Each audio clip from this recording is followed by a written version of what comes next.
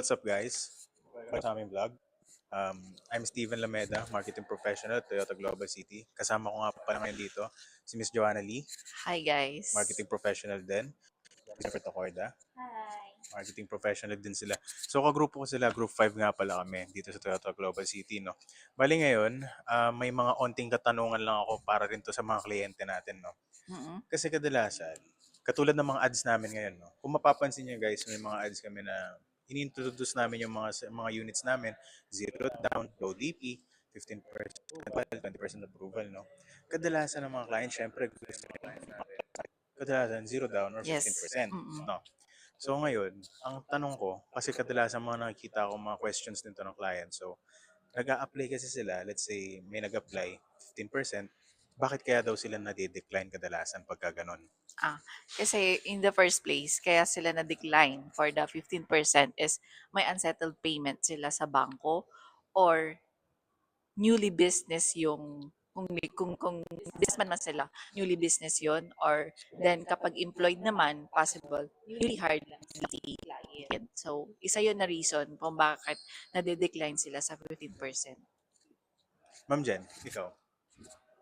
Ayun naman, the first thing na tinitignan ni bangko para mabigyan ka ng 15% approval is check muna ni bangko yung account, yung credit profile mo sa bank if ever na maganda or bank depositor ka, and then if ever na meron ka ding mga credit cards na good payer naman, why not? Bakit hindi ka bigyan ni bangko ng 15% approval? Then why naman is nade-decline sa 15%?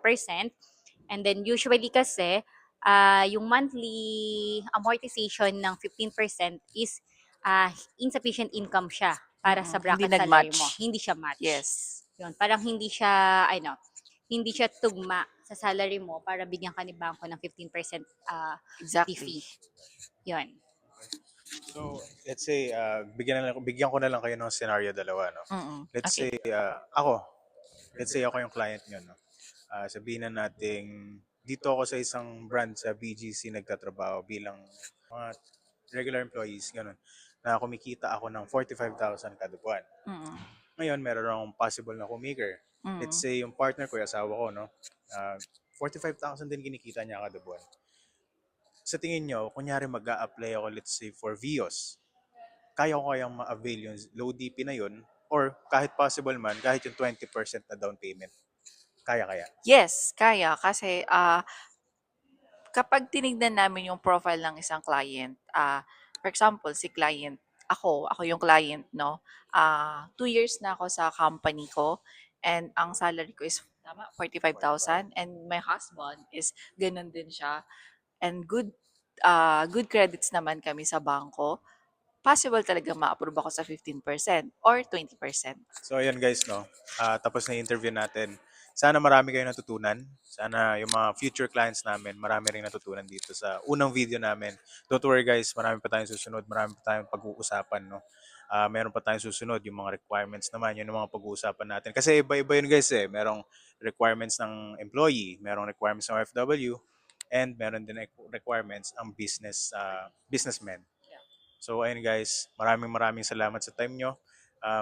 Thank you, Miss Joanna Lee, Miss Jennifer Tacorda. Thank Again you. guys, Joanna Lee, Jennifer Tacorda, and Steven Lameda, marketing professional at Toyota Global City. Maraming salamat guys. At our page. Yeah. Oh, yeah.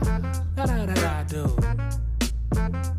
Oh, just watch how I move. Hell yeah.